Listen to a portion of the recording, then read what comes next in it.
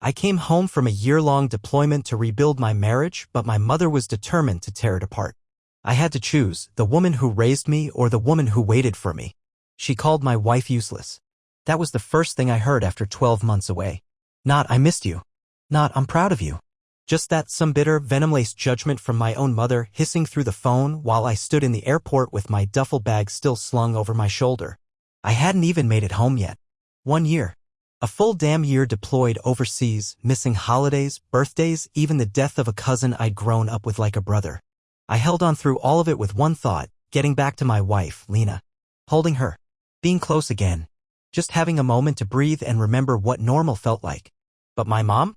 She was already rewriting the homecoming script before I could even board my connecting flight. "She's just so unhelpful," Mom said over the phone. "I'm worried she's not pulling her weight. You deserve better." I closed my eyes and rubbed the bridge of my nose, trying to keep my voice steady. "Mom, I haven't even walked through the door yet." "That's exactly my point," she snapped. "You've been gone a whole year. What has she done with that time?" "She kept everything together, Mom. Alone. In a one-bedroom apartment. She handled bills, check-ins with the unit, care packages, everything." "What do you mean, what has she done?" But she ignored that. Instead, she sighed, a long, guilt-laced sigh that had haunted my childhood. "I just thought," she said quietly, "maybe I could stay with you too for a while. Just a few weeks. I could take the couch. You know I haven't been feeling well." And there it was. The ask. The manipulation. I could practically feel Lena's warmth in my arms already. We had plans, dumb little things, but sacred. Movie marathons. Morning coffee in bed. Breathing the same air without worrying about a time difference. She'd been counting down the days. So had I. And now my mother wanted to wedge herself into our tiny apartment, physically and emotionally, dropping guilt bombs and judging every moment of Lena's existence. "She's the reason I got through this year," I said flatly, trying to make it land. "I just want time with my wife." But Mom didn't even skip a beat. "She doesn't deserve the time. She didn't serve. You did." I think that's when my hands started shaking. I don't know if it was anger, or exhaustion, or just disbelief that I'd survived a deployment only to come home to another battle, this time in my own family. That night, when Lena picked me up from the airport, I didn't say anything at first. I just held her. I breathed her in. Her arms wrapped tight around me like she was afraid I'd vanish again. "I missed you," she whispered. "I missed you too," I said, my voice catching. "So much." But behind that moment, behind the tears and the kiss and the promise of peace, that question hovered in the air like smoke. What do I do now? Do I tell Lena what my mom said? Do I let Mom stay and risk poisoning our home life just to keep the peace? Or do I finally, for once, draw a line? I didn't sleep that night. Lena passed out early, curled into me like she'd been trying to mold herself back into the space we used to share. She didn't ask about the silence. She could feel it, something was off. But she gave me that grace. I stared at the ceiling for hours, the soft hum of the fridge the only sound besides my racing thoughts. The truth was, my mom had always been a little invasive. She was the kind of parent who weaponized love. The kind who did nice things you didn't ask for, then guilt you for not appreciating them enough. When Lena and I got married, I think Mom assumed she'd just fold neatly into our lives like another fixture. But Lena had boundaries. She didn't coddle. She respected herself. And Mom hated that. The next morning, I sat on the edge of the bed, watching the sun spill through the blinds. Lena stirred and reached out, fingertips brushing my back. "You okay?" she asked softly. I hesitated. Then, "She wants to stay here." She blinked a few times, confused. "Who?" "My mom." Lena sat up, her voice cautious. "Here? Like, visit?" I exhaled. "No. She wants to stay. On the couch. For a few weeks." I watched the words hit her like cold water. She didn't speak for a second. Just looked at me, that unreadable expression she wore when she was trying really, really hard not to say the first thing that came to mind. And then she said, "You told her no, right?" God, I wish I had. But instead I said I didn't give her an answer yet. Her shoulders sank, and I saw it happen right there in that second.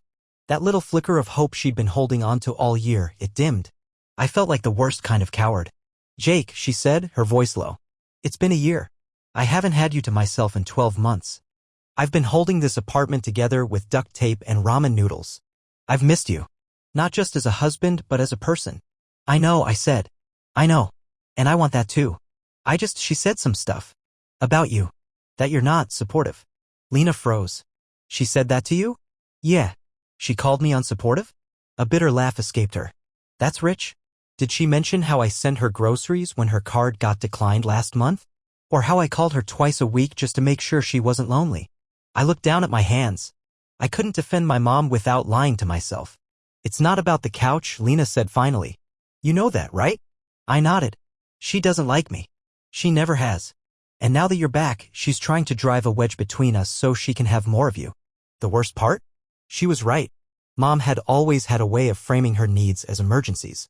She didn't want space, she wanted control. And every time I didn't give it to her, she painted me as the ungrateful son. Lena got up and went to make coffee. I followed her into the kitchen and wrapped my arms around her from behind. She won't stay here, I said quietly but firmly. I won't let her. She didn't say anything for a while. Then, okay. But the silence between us didn't lift. Even though she believed me, part of her was still bracing for the moment I'd let it happen. And I didn't blame her. Later that day, my phone buzzed. Mom. I packed a bag. I can Uber to your place this afternoon. I just need a place to breathe for a bit. I stared at the message. No question mark. No, is that okay? Just an assumption that I'd cave. My fingers hovered over the screen and I typed 3 words. Then deleted them. Then typed them again. Finally, I sent it. Me. Not this time, Mom. I waited. 10 seconds. 30. A full minute. Then my screen lit up. Mom. Well, after all I've done for you. I didn't reply. Instead, I went back into the living room where Lena sat, knees tucked to her chest, sipping her coffee. She's not coming, I said. Lena looked up surprised. You told her? I did. And just like that, her body relaxed. Like she'd been carrying something heavy and didn't realize it until it dropped. Thank you, she whispered. But deep down, I knew this wasn't over. Because if there's one thing my mom never accepts, it's a boundary. The next voicemail came in at 3 a.m. I was half asleep, lying in bed with Lena tucked against my chest when my phone buzzed on the nightstand. I reached over, thinking maybe something happened, emergency, maybe even my unit, but no. It was just Mom. I didn't listen right away. I just stared at the notification glowing in the dark and felt that familiar pressure behind my eyes. That feeling like you're being slowly pulled under, even while the world around you keeps spinning. She'd texted 4 times since the day before. Nothing dramatic, just passive little grenades. I don't understand why you're acting like this. Your wife clearly has a problem with me. It's not like I asked for much. And now a voicemail. I got out of bed quietly, walked into the bathroom and shut the door behind me. I played it with my finger hovering over the delete button. Jake, honey. Her voice started soft. Too soft. I just don't get it. After everything I've done, you're siding with her? I gave up everything to raise you. And now you don't even have space for me in your home? 1 bedroom, Jake. I'm not asking to move in forever. I just wanted to feel like I mattered. She sniffled. That trademark guilt whimper she's mastered over the years. I'm your mother. You only get one. And she's turning you against me. Don't let her. Please. Click. I leaned against the sink and stared at myself in the mirror. I looked like a ghost, this hollowed-out version of who I was supposed to be. This wasn't how I pictured coming home. I was supposed to be healing. Reconnecting. Instead, I was stuck in the crossfire of a Cold War I never signed up for. When I crawled back into bed, Lena stirred. She left another one, she murmured, eyes still shut. Yeah. She was quiet for a beat. Do you want to hear my honest thought? I nodded. Always. She opened her eyes and looked straight at me.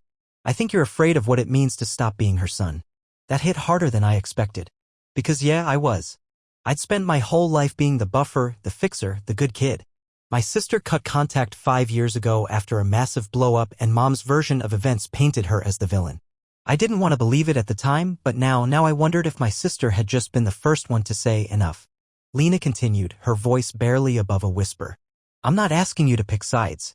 I never was. But every time she disrespects me and you say nothing, I feel like you already did. It wasn't an accusation. It was worse, it was the truth, said gently. You think I'm choosing her? I asked, my throat tight. I think, she said, sitting up, you're so scared of losing her love that you're willing to let her chip away at ours. That broke me a little. Because I knew what Lena meant. I'd let so many little things slide, comments at our wedding about her dress being too plain, snide remarks during holidays about how Lena couldn't cook or didn't know how to run a household. I thought keeping the peace meant staying quiet. But now I saw it for what it was, permission. I'd been giving Mom permission to hurt Lena. And Lena had just absorbed it. Quietly. For me. Until now. I'm not afraid of losing her love, I said finally. I'm afraid of what it means if she never really loved me in the first place, just the version of me that obeyed. Lena didn't say anything. She just reached out and took my hand. We sat there in silence, holding on. And then my phone buzzed again. Another text. Mom, I'm coming by tomorrow. We need to talk face to face. There it was. The escalation. No more hints. No more guilt. Just a direct challenge. And I knew whatever happened next, I had to be ready to say what I should have said a long time ago. She showed up with a pie. Like that was going to fix it. There she was, standing in the hallway outside our apartment door, hair done, pearls on, holding a store-bought apple pie like we were just having some sweet Sunday reunion. Like she hadn't thrown a grenade into my marriage 4 days ago. Lena stood behind me, silent. I opened the door but didn't step aside. Jake, Mom said, smiling like nothing was wrong. Thought I dropped this off. I know it's your favorite. Lena folded her arms. Can I come in? Mom asked, eyes darting toward her. It's just a quick visit. I didn't answer right away. I felt frozen, like I was back in uniform waiting for orders that wouldn't come. Only this time, no one was going to make the hard call for me. No, I said finally. You can't. That smile of hers cracked, just a little. Excuse me. You're not coming in, Mom. We're not doing this. She tilted her head, blinking like she'd misheard me. Is this because of her? She said, gesturing vaguely in Lena's direction without even looking at her. And there it was, the mask slipping. No, I said, voice sharper now. This is because of you. You called my wife useless. You tried to guilt your way into her home. And then you acted like I was the bad guy for not letting you steamroll us. Her mouth opened like she was about to protest, but I wasn't done. You don't get to blow up my homecoming because you can't stand not being in control. Behind me, I could feel Lena's breathing steady, slower now. She didn't say anything, but she didn't have to. This wasn't her fight, it was mine. It always had been. Mom's eyes narrowed. So this is it? After everything I've done for you, this is how you repay me. You raised me, I said. I'm grateful for that. I really am. But you don't get to weaponize it for the rest of my life. She scoffed. This woman has poisoned you. No, I said, calm now. She showed me what it feels like to be loved without strings. Silence. For a long beat, the three of us just stood there, me, Lena, and the woman who made me, staring each other down over a pie. And then Mom did something she never did growing up. She turned around and left. No tears. No tantrum. Just stiff shoulders and angry footsteps down the hall.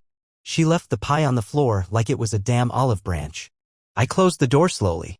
My heart was pounding in my chest, and I didn't even realize I'd been holding my breath until I heard Lena say quietly, I'm proud of you. I turned around. She had tears in her eyes, but they weren't sad. She walked over, cupped my face in her hands, and kissed me soft and sure. But the thing about drawing boundaries? They don't just end things. They start them. And that night, my mom went online. The next morning, I woke up to 6 missed calls from my aunt, 3 from my cousin, and a screenshot from my sister that made my stomach turn. Mom had posted on Facebook. After everything I've done, I've been cut off by my only son. He's changed. Not the boy I raised.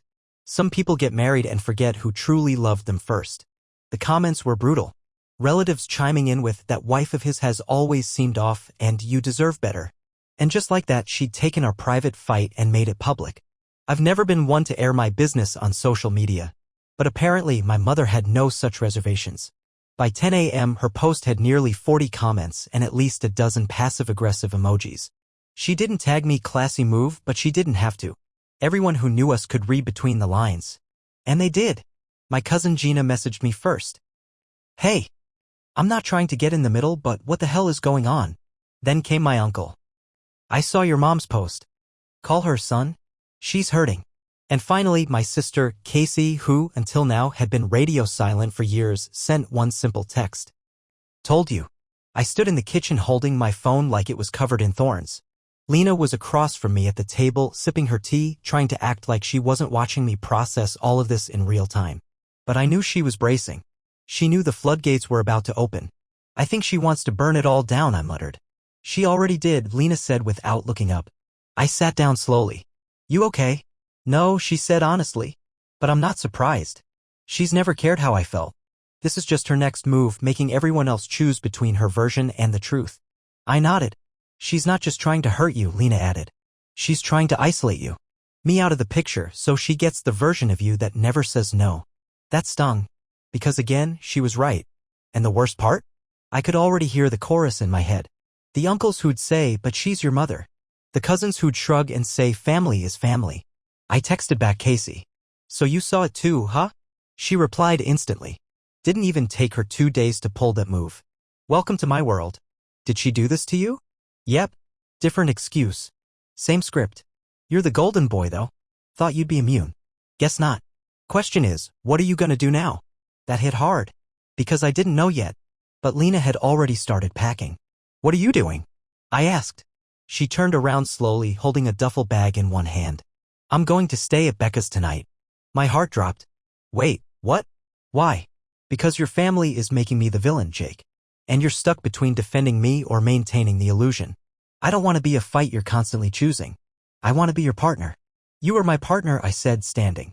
Then handle it, she said softly. Because I won't stay here waiting for the next bomb to drop. You either shut this down or I'm going to have to create space. For me. She didn't say it angrily. That was the worst part. It wasn't some dramatic storm out or ultimatum. It was just a boundary. A quiet one. And it hurt more than any yelling match ever could. I watched her zip the bag. She didn't look at me again. She kissed my cheek before she left. I love you, she whispered. That's why I'm stepping away. You need to see this clearly. The door clicked behind her. And I was alone. Again. Just me, a cold cup of coffee, and 1,000 unread comments from people who thought they knew what my life looked like. I scrolled back through the post. There was one new comment from my mom's best friend, Linda. Don't worry, sweetie. The truth always comes out. I didn't reply, but I did take a screenshot. Because the truth was going to come out. And it was time I finally told my side. I opened a blank post.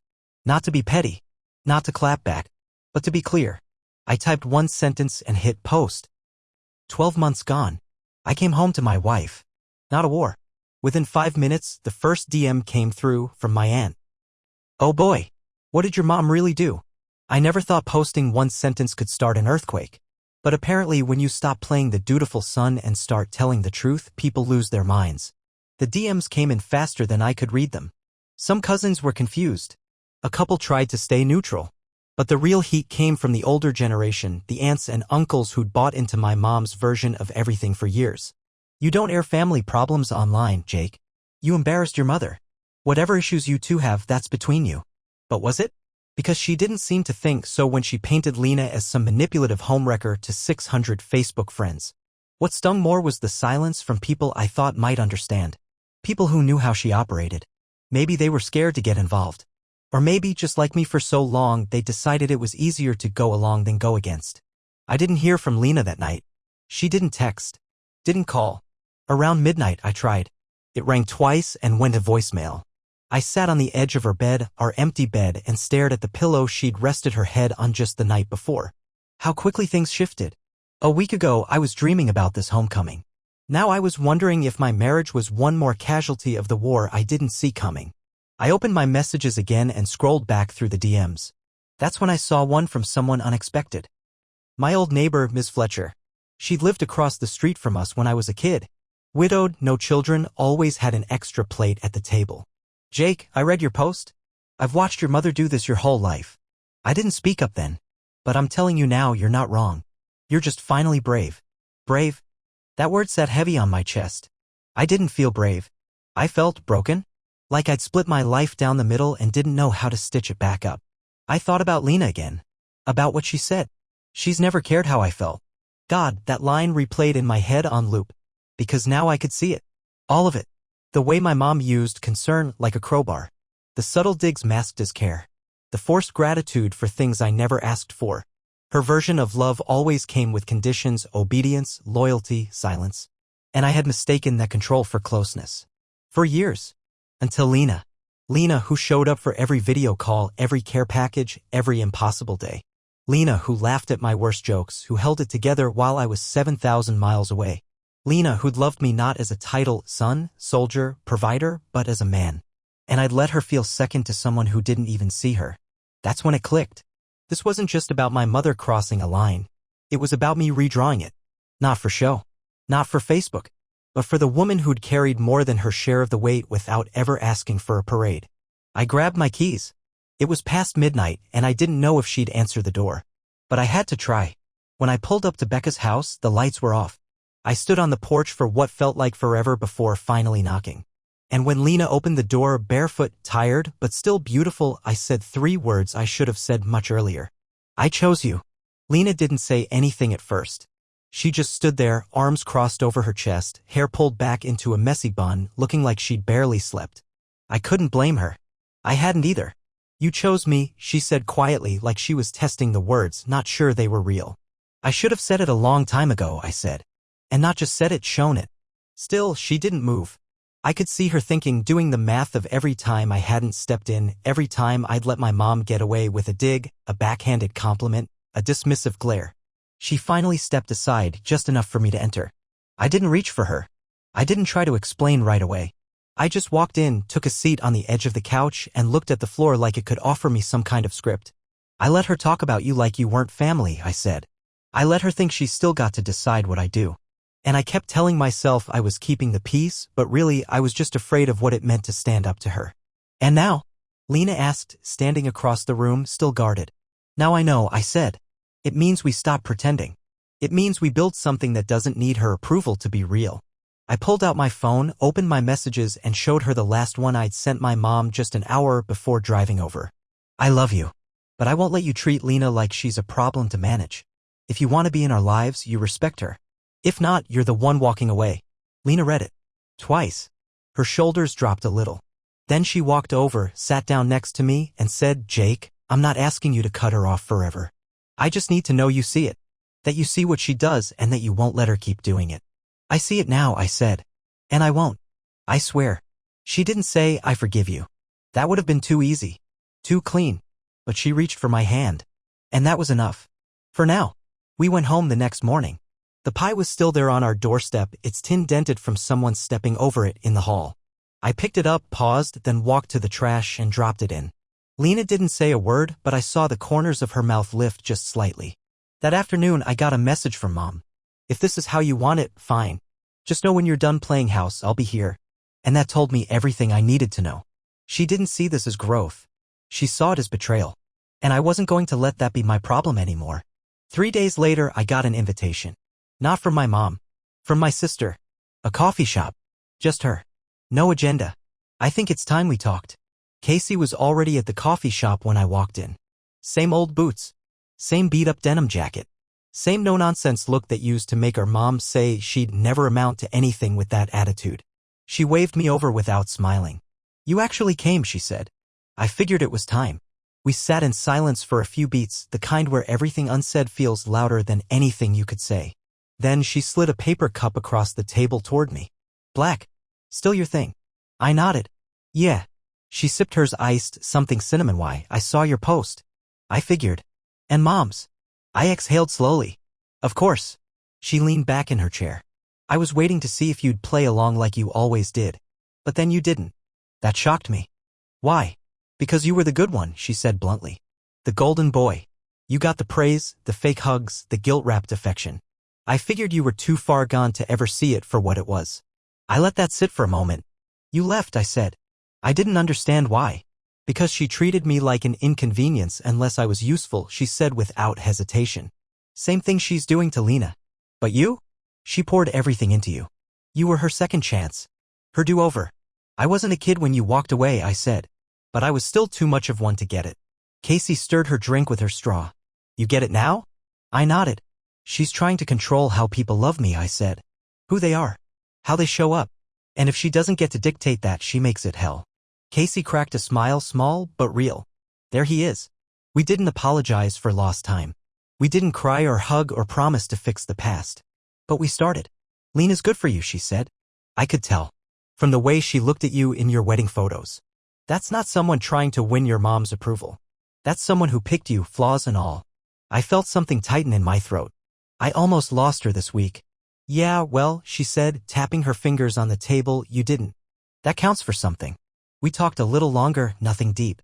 Just catching up. Swapping stories. Laughing in short bursts like people learning how to laugh together again. As we stood to leave, Casey put a hand on my shoulder. You know she's going to keep trying, right? She said. Mom. She doesn't lose well. I know. And if you fold again? I won't. She nodded. Good. Because if you're building a life with someone like Lena, you better build it like you mean it. That night, I got home and found Lena sitting on the couch, reading. She looked up and asked, "How was it?" I didn't answer. I just walked over, sat beside her, and said, "Turns out you're not the first woman Mom tried to push out of my life." Lena didn't speak. She just took my hand. And for the first time in weeks, the silence felt safe. A week went by. No new Facebook posts. No cryptic texts. Just silence. Which, coming from my mom, was louder than any screaming match. Lena and I moved through those days like people relearning how to breathe in their own home. There was peace, but it was cautious. Like we were waiting for the next emotional tremor. Then, out of nowhere, a letter showed up. Not a text. Not a call. A handwritten envelope with my full name in my mother's cursive. Lena found it in the mailbox, handed it to me wordlessly. I turned it over in my hands for a long time before finally opening it. The note inside was short. "I hope you're proud. You've humiliated me. You've chosen a woman who doesn't understand what family means. Don't bother coming around unless you remember who raised you. No, love. No, Mom." Just a name scrawled like a signature from a distant business associate. I folded the letter, walked to the fireplace, and tossed it in. Watched it curl and blacken without saying a word. Lena walked over and stood beside me, quiet. "That was the last one," I said. "Yeah," she whispered. I figured. And just like that, I realized something important. I wasn't sad. I wasn't even angry. I was free. Not from a person, but from the version of me that used to live for her approval. The one who mistook silence for peace, obedience for love. That night, we sat on the balcony, 2 mugs of tea between us, and talked about things that mattered, like our plans for next year, where we might move, whether we wanted kids. Not once did her name come up. Because some doors don't slam shut. They just stop opening. And you don't realize how heavy they were until you stop trying to push them. She reached over, laced her fingers through mine, and said, this finally feels like home. And it did. Quietly. Completely. Like something we'd chosen together.